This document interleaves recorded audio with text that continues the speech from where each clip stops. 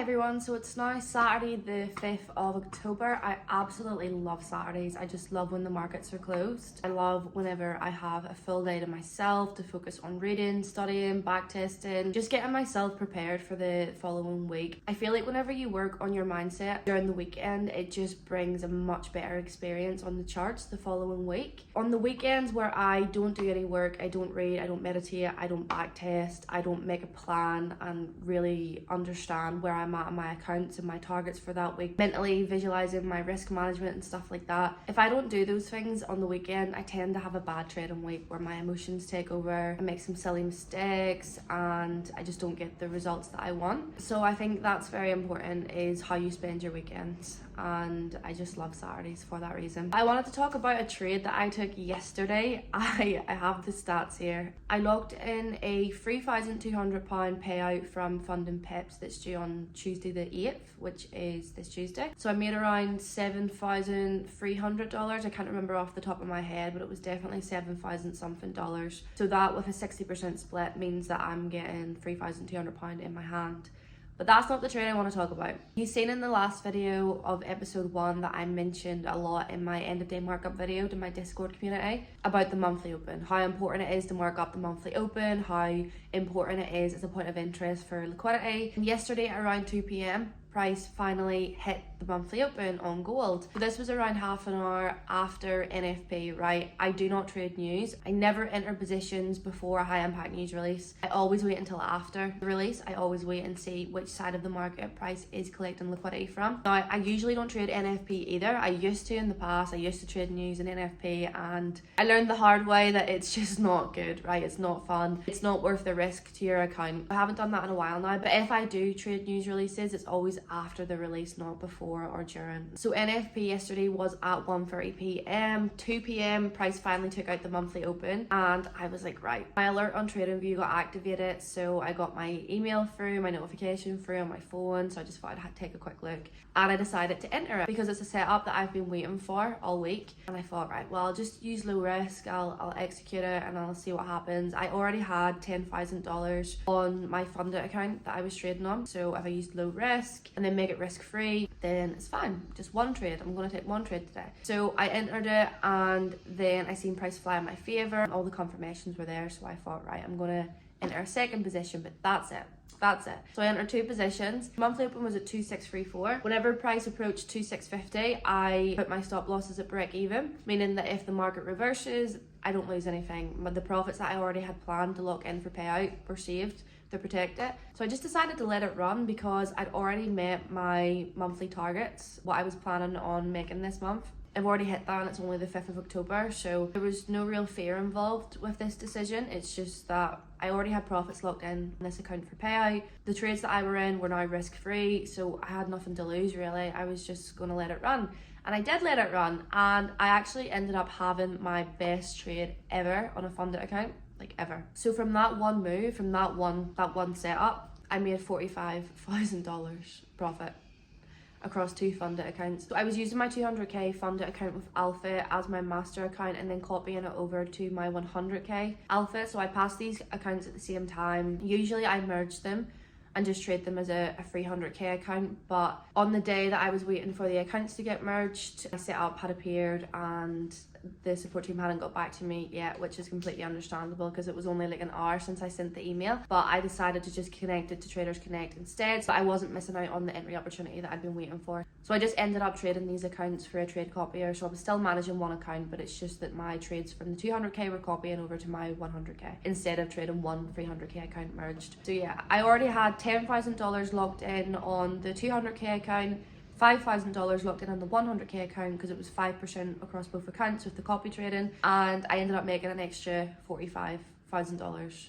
across both accounts. So I closed the trades out on the 200k at, it was $15,000 per position, so it was 30,000, and then that copied over to my 100k, which worked out an extra $15,000. So my accounts are both currently locked in with 20% profit, which is insane. So I was planning to definitely not touch those until the 16th, but I've been made aware that the payout rules for Alpha for your first payout are different now, where the 0.01 lot size scalps for your minimum trading days no longer count. So I'm going to have to continue trading these accounts for another 3 days. You'll see in this screenshot here that I started doing the minimum trading days after the first locked in payout. But thank God for Twitter. Thank God for people on Twitter always keeping me right. When I post a locked in payout and stuff like that, there's someone, I can't remember their name, but they actually saved me my first time for my first alpha payout. Whenever I posted a locked in payout, they mentioned that you need to do 5 minimum trading days to qualify, and if I hadn't had posted that on Twitter, if that person hadn't have commented on my post, I would have completely missed that minimum trading day rule. I am just really grateful for Twitter and people who are supportive and actually want to help others on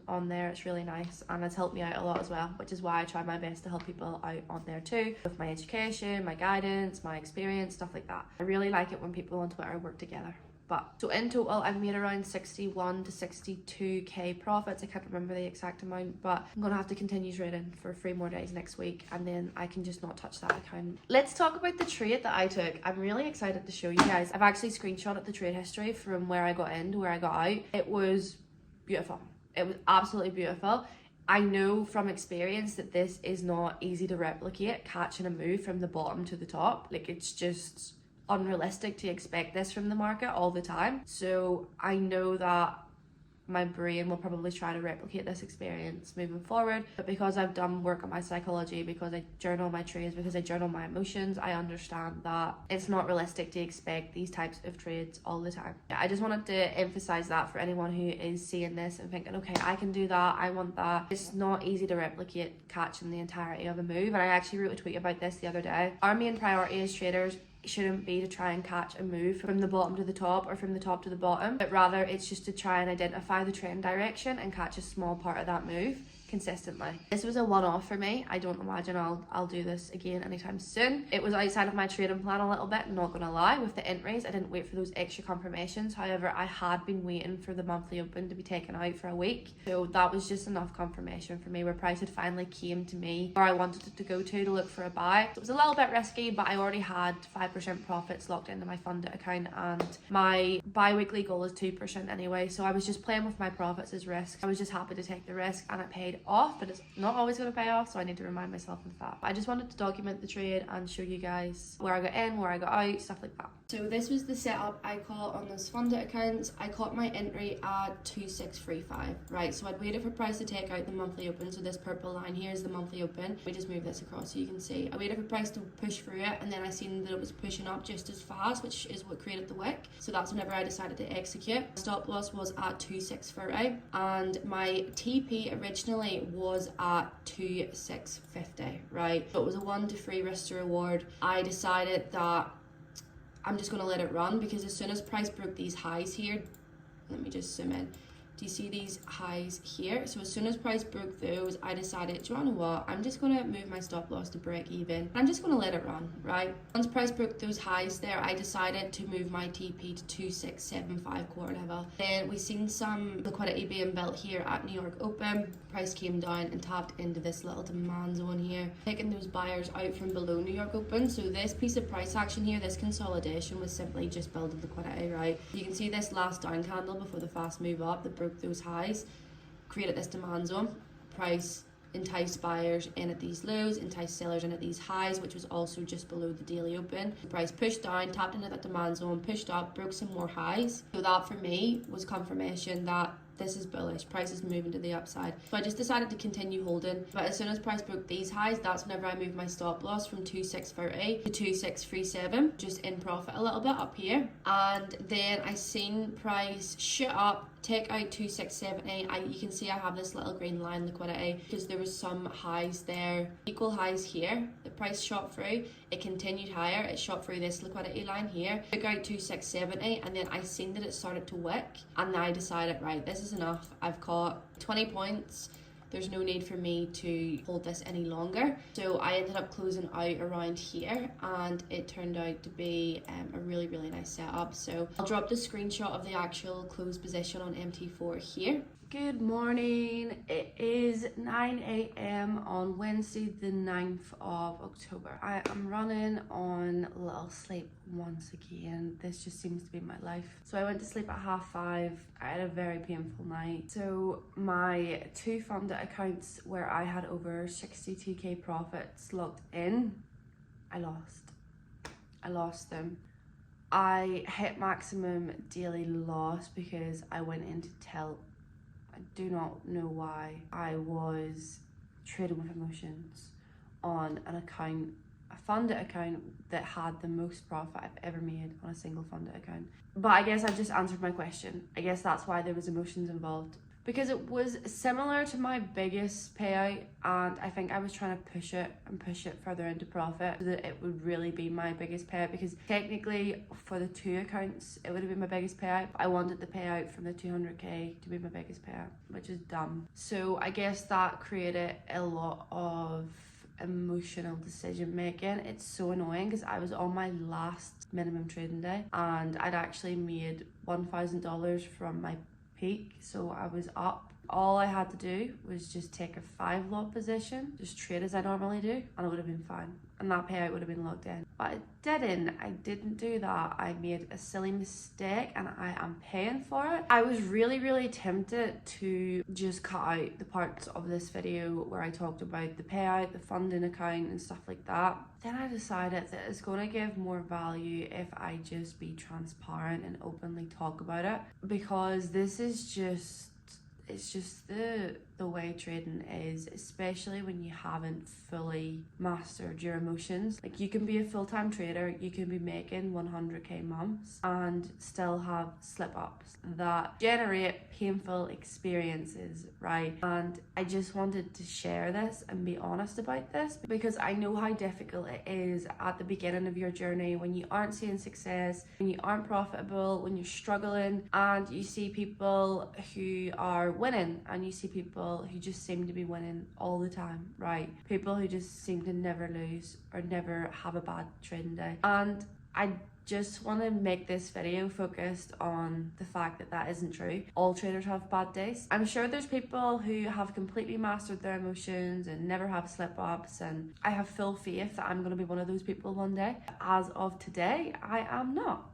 I'm not. So that was silly on my part, but we keep moving forward. This is up here with probably one of the most painful mistakes I have made. There was one time on my personal trading account, I grew £4,000 to £67,000 and I didn't withdraw. I kept trading it, trying to get it to 100k, and I ended up losing it all. So that was extremely painful. That was at the start of this year. This experience from last night is up there with that. Like, I felt so sick in my stomach when I seen that disqualified email. I couldn't believe it. It's my fault. I wasn't managing my risk. I should have stopped trading after that first 1-2% loss.